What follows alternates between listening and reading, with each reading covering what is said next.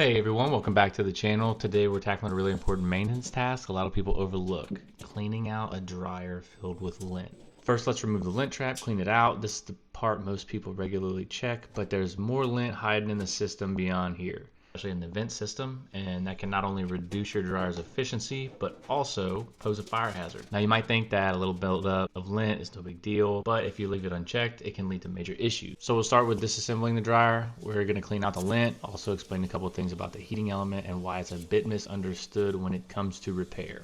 Now, a lot of people ask me why their dryer isn't heating properly or why it's taking forever to dry clothes. Well, take a quick look at this. That should answer it. The rule of thumb, 2 times to dry your clothes, you're filled with lint. If it's more than 2, it's likely a heating element that's gone bad. They usually work or they don't.